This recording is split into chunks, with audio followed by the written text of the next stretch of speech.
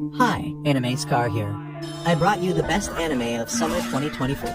This story starts off with this kid getting his ass whooped by his stepdad because he was taking too damn long to eat and looking like a little punk. The poor kid keeps apologizing, but his pops just keep swinging, and his mom's sitting there not giving a damn. It's some messed up dream from back in the day of our main character, Mimori, and he wakes up to find the class president getting straight up roasted. This bully dude named Sagu is the culprit, and he's holding Ayaka's book hostage.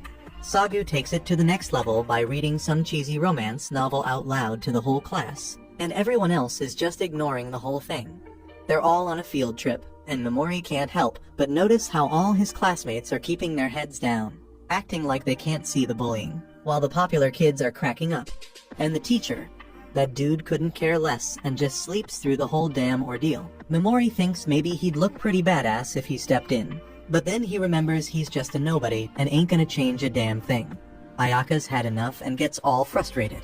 So Mimori surprises everyone by standing up to Sagu and telling him to give Ayaka her damn book. Sagu's actually kind of impressed that Mimori's finally growing a pair, but he still refuses to give the book back and starts messing with Mimori instead. Out of nowhere, one of the popular kids named Kirihara tells Sagu to cut the crap because he's sick of all the drama. Everyone thinks Kirihara's a badass for taking charge, and Sagu apologizes to Ayaka, but Sagu's still pissed at Mimori for standing up to him. So he starts picking on the quiet kid in class. Finally, the teacher wakes his lazy ass up and tells Sagu to knock it off, saying that Sagu can't go bullying people when he's not in charge. Funny thing is, Mimori actually agrees with Sagu because standing up like that ain't his style at all. He figures he only did it because of that messed up dream he had. And just when things couldn't get any weirder, all the students freak the hell out because they get teleported to some freaky place. Some lady pops up and calls herself Vicious, a goddess from another world. She says they're heroes summoned to her world because some evil demon empire is making a comeback. The heroes from 200 years ago beat them once, but now the evil's back, and these students are the new heroes. She asks them to lend her their power. The students ain't buying this whole different world crap and think it's all some messed up dream, or maybe they all died in a damn car crash. Everyone's freaking out, but the teacher's trying to play it cool by saying he's there. But let's be real, dude's useless and just tells them to listen to the goddess. Mimori takes a look around and sees all this ancient stuff, plus the goddess with her golden eyes, and he starts thinking they're in some other damn world. Kirihara wonders what'll happen if they don't agree to fight the demon empire, and then the goddess drops the bomb that they won't be able to go back home. The only way to do this reverse summoning thing is by using this special element called the Demon King's essence, and there are only two ways to get it. One is by snatching the Demon King's heart, and the other is by collecting the Demon King's essence that gets released when they beat the Demon King and putting it in a crystal necklace. Sagu's getting pissed about being forced to fight, but the goddess is begging for their help because apparently they're the heroes of salvation. Ayaka points out that they're just regular-ass humans and far from being heroes, but the goddess insists they got powers no one else has. Mimori's getting a weird vibe, though, and he can't help but feel something's off. Sagu's done with this prank shit already, and Mimori realizes the goddess is the one pissing him off. All of a sudden, the students are straight up horrified when they bring out a prisoner to be chowed down by a monster. The goddess straight up obliterates the monster with some fire spell, but the students are still in denial, thinking it's all some CGI trick. The goddess changes the subject and announces it's time to reveal everyone's hidden skills. They all take turns touching this crystal ball, and when it lights up, it means they got some special ability. The summoners lose their shit when Sagu's light shines bright, meaning he's got some insane power. Sagu's doing a 180 on the whole situation and thinks being a hero sounds dope now. Next up is Kirihara, and the sorcerers can't believe their eyes when his power straight up shatters the crystal ball. That means he's S-class, the top rank in the game. Sagu is a class below, so he points out how Kirihara is better than everyone, no matter which world they're in. Ayaka is also an S-class hero, and the goddess is shocked when they find out there's a third S-rank hero among them. Normally, they are lucky to just get one, so she declares that this is the best summoning ever. Finally, it's Mimori's turn, and he's clueless when his crystal glows purple. He also notices his glow is the weakest of them all. Mimori's curious what class he is, but the goddess straight up ignores him, leaving him hanging. Mimori realizes that he's a no one again, feeling like a nobody, just like back in my old world, but he's cool with it, embracing his no one status.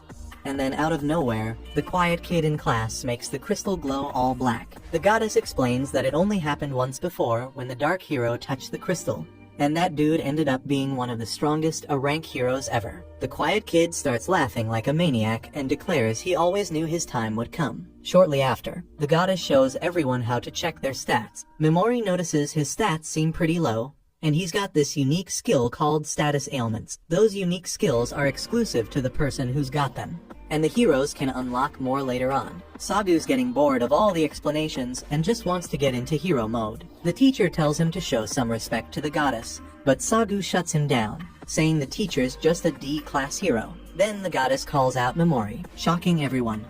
Memori's clueless as to why, so the goddess explains that he's the lowest rank among all the summoned heroes, an E-class. Apparently history's shown that the weakest hero always holds the others back, so they started getting rid of the weakest one in every summoning. It scared the shit out of the other heroes, but the summoners decided to switch things up. Instead, they decided to give even the lowest ranked hero one chance to survive. They'd test them by teleporting them to some ruins. If they survive and make it back up, they're free to live their lives. Memori's wondering how dangerous these ruins are, but nobody knows.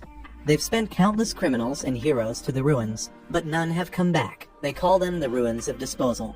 Memori tries to get out of it by mentioning his unique skill, but the goddess tells him that status ailment skills like his ain't worth much. They got a low success rate, and even when they work, they ain't that effective and don't last long. The goddess points out that his stats are also low, and even if he levels up, they won't improve much. Memori defends himself, saying it's unfair to summon him only to punish him, but Kirihara tells him to just go already, and everyone else is hurrying him up too. But Memori feels a little better when this kid named Yasu asks if he's okay. Yasu's the quiet dude in class, and he's always been nice to Memori. Things have changed now, though, and Yasu reminds Memori that he's the lowest rank. Yasu ain't even trying to talk to a low rank like Memori. He straight up calls him Mr. Trash Hero, and damn, Memori can't feel any worse. Then the goddess kicks off the ritual.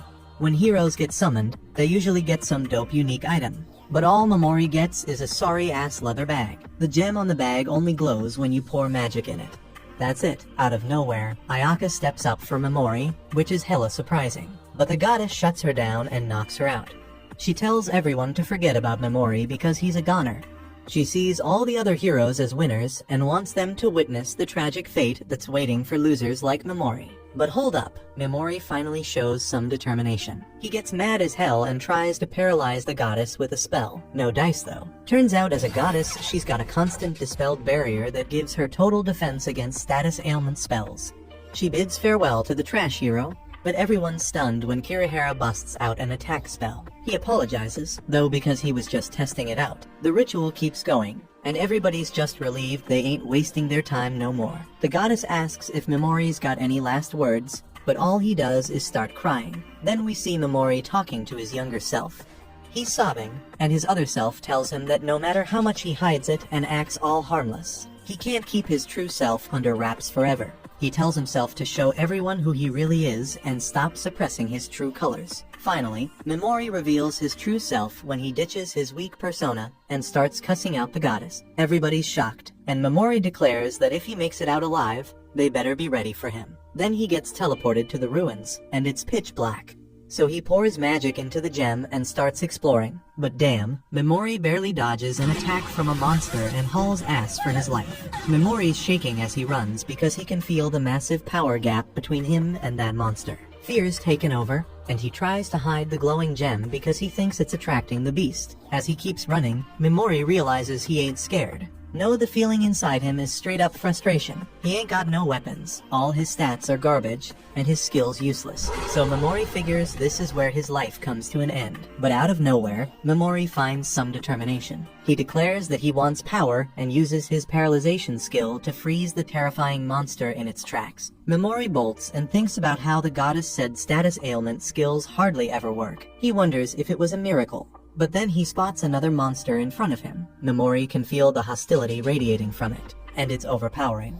But he wants to live, so he shocks himself when his paralyzed skill works again. That makes him realize that his skill ain't just some one-time miracle. He starts wondering if it's something totally different from the magic in this world. Memori's running on fumes now. The boost the heroes got is all used up, and his own magic power is practically gone. He's scared it won't be enough to use his skill, but damn, he's surprised when he manages to cast a poison spell on the monster. The success rate is high, and it don't even matter what rank the monster is. The effect lasts a long ass time too. Memori tells the monster not to be mad at him because it was trying to take his life too. Now Memori's completely drained of magic power, and he wonders what'll happen if he tries to use his status ailment skill again. Just then, that monster from earlier shows up once more.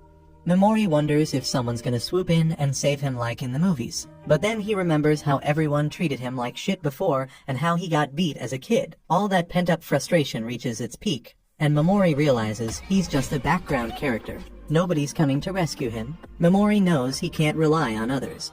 His only option is to fight for his survival. His inner self craves conquest, so he declares that the fight for his life starts right now. He tries to paralyze the freaking Minotaur again, but this time the damn skill doesn't work. So Memori has to freaking jump out of the way.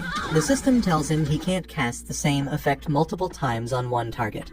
So he comes up with a new plan and puts the Minotaur to sleep, making it fall flat on its face, out cold. Once the monster is knocked out, Memori slaps some poison on it too.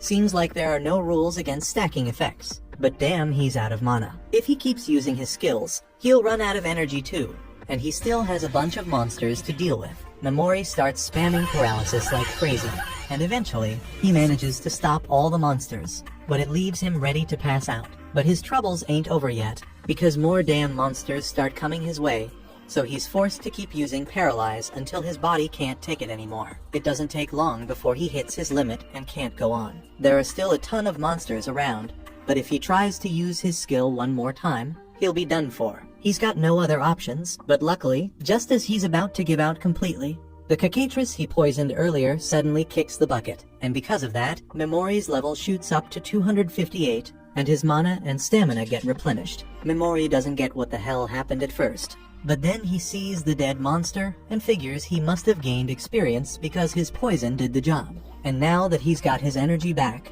he can keep fighting as much as he needs to. He keeps spamming paralysis, and his skill levels up, making him think he can upgrade it with repeated use. But he'll worry about that later because right now, he's got to make sure he gets the hell out of this place in one piece. With paralysis now at level 2, Memori notices he can target multiple monsters at once. So he does just that, and the monsters all freeze in their tracks. So far, his status effects have a 100% success rate. So it seems like Vicious is the only person in this world who's immune to his skill. He starts poisoning all the paralyzed monsters, and his poison skill levels up too. But there are still a ton of monsters around, which means more chances to level up. Memori checks his status window, and since he leveled up, his stats are way better than when he first got here, especially his mana, which is now over 8,000.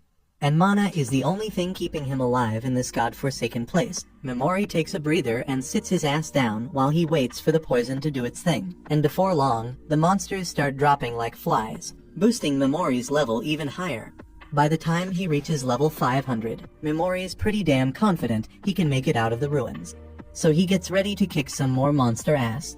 But after seeing Memori effortlessly kill dozens of them, the monsters ain't stupid. They know better than to mess with him, so they all run the hell away. Now that the area's safe, Memori scours through piles of decaying bones, hoping to find some useful loot, and after grabbing a cloak and a blade, he sets off to escape ruins. As he searches for the exit, he comes across all sorts of monsters. But he's realized he's got another problem. He's got no food, so he's gonna starve if he doesn't find something to eat soon. He's so desperate. He's even willing to chow down on monster meat.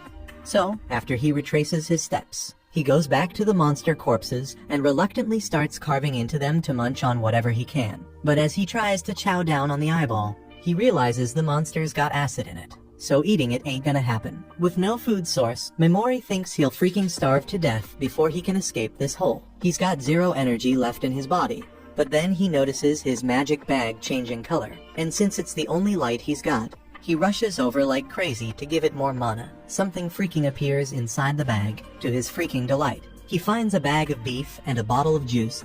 He starts eating like mad. This means his hunger problem's solved for now, but he ain't sure if the bag will produce food again as time goes on in this damn ruins. Memori's gotten used to massacring monsters with his skills, but he's worried he might be losing his humanity because of it. Back on Earth, after suffering abuse from his stepfather, Memori was on the brink of becoming a freaking villain right there and then. But before he lost his sense of humanity, his aunt and uncle saved his sorry ass, took him in, and showed him what normal life was like. They taught him empathy, and he thought he became a normal person like them. But now, as he stares at the freaking pile of corpses beneath him, he feels jack shit. There's no going back to who he was before. So Memori just accepts he's a freaking psychopath now and moves on. As he goes, he comes across another part of the ruins with a floating eyeball monster. But Memori just takes it out with his poison. As he moves forward, he finds a door with a magic lock. When he opens it, he sees a small room with 2 freaking skeletons. He figures they were probably people Vicious tossed away, but they didn't make it out alive. Memori searches through their stuff and finds a bag full of gems. So, while he feels a bit guilty about robbing the dead, the gems could be valuable, and he could use them once he gets the hell out of here. So, he no longer feels guilty about it. He checks out the other nearby rooms too, and eventually, he comes across one that takes a shitload of mana to open. But once he finally unlocks it, he finds a skeleton sitting there with a note next to it. The note says the skeleton used to be a dude named Anglin, the Great Sage, and he was the former hero of darkness, the same one Vicious mentioned as the strongest of them all. According to Anglin's note, Vicious sent him here against his will after she didn't need him as a hero anymore, and even though he was strong enough to make it this far, he couldn't escape. So, he left a message to help the next person who could make it here. Vicious may have called the Demon Lord evil, but in Memori's eyes, she's just as freaking bad. Although he can't say he's much better because his only goal is to get revenge on her, even if it means destroying the world. As he loots Anglin's corpse, he finds a book of forbidden arts, packed with info on medicine recipes and magic tool instructions that could come in handy later. So, he decides to keep it. He also finds a scroll of forbidden magic, but he can't understand what the hell it says. But if a great sage like Anglin went through all the trouble to keep it hidden with him until his last moments, it must be freaking powerful. And maybe, just maybe, it's strong enough for Memori to eventually defeat the goddess if he can ever figure it out. Memori's about to bounce, but before he dips, he jacks Anglin's dope cloak because it's way cooler than his old raggedy one. He takes another look at Anglin's book and sees a bloody warning that says, "Watch out for the Soul Eater." That shit's got him thinking if this Soul Eater is the one who offed Anglin. Memori keeps moving through the ruins, thinking this door ahead might lead him out of this hellhole. But if it's the final door, that means the Soul Eater Anglin mentioned could be lurking there too. Memori stays on his guard, checking his stats to make sure he's ready for this shit. He did everything he could to level up before reaching this point, so he's hoping his skills are enough to take it down. Eventually, he stumbles upon a creepy-ass face, and he's pretty sure that's the Soul Eater, so he tries to paralyze right away. But as soon as he steps out of cover, the Soul Eater blasts a laser straight into his hand. This is the first time anything's been able to stop him from using his skills. And Memori's got to kill this thing since he can only escape by using the gem on his forehead to activate his skill. He's got to say it out loud and be close enough. But none of that matters if the Soul Eater can attack him before he finishes casting the spell. While Memori's still figuring out his next move, the Soul Eater breaks through the wall, coming after his ass. So now he's got no damn choice but to fight. Meanwhile, outside the ruins, some chick's trying to escape from her pursuers and decides to hide nearby, clueless that a fierce battle's going on inside. As the Soul Eater slowly creeps up on Memori, he's wondering why the hell it hasn't blasted him with lasers yet. But he soon finds out as the Soul Eater spits out some purple goo that takes the form of humans. These are the souls of the people the Soul Eater devoured, and they're being forced to attack Memori. So he's forced to paralyze them. But he can't bring himself to use poison, because even though they're all gross, they're still human. The Soul Eater gets off on watching Memori struggle, because he can't attack the souls for moral reasons. And he can't attack the Soul Eater because it reacts too damn fast. Memori starts breaking down and crying like crazy, because he don't want to hurt nobody, and his constant crying drains his aura. But as the Soul Eater's enjoying Memori's tears, he reveals it was all an act and paralyzes the Soul Eater. He knew he couldn't successfully paralyze the Soul Eater unless he tricked it, so he faked a mental breakdown to throw the Soul Eater off. Now that the Soul Eater's paralyzed, Memori don't give a damn about the souls. If killing the Soul Eater means those soul puppets got to die, so be it. He's gonna poison him anyway. The Soul Eater struggles to move out of frustration, which lets Memori know that his paralysis can mess up powerful monsters and do extra damage. It's a cool discovery and all, but he ain't trying to waste any more time here. So he casts poison on the Soul Eater and straight up annihilates it. As he does, the souls that were consumed by the Soul Eater are set free, and they all show up in front of Memori to thank him for freeing them. They've been rooting for him as he tried to survive in the ruins, and they don't even mind that he looted their bodies. Anglin approaches Memori and has one request: take down the goddess and avenge them all. After that, the souls pass on. Now, normally Memori wouldn't accept a request without some kind of reward, but he was already planning on taking down the goddess anyway. And now that the final monster's been defeated, Memori can open that door and start his quest for revenge on the surface.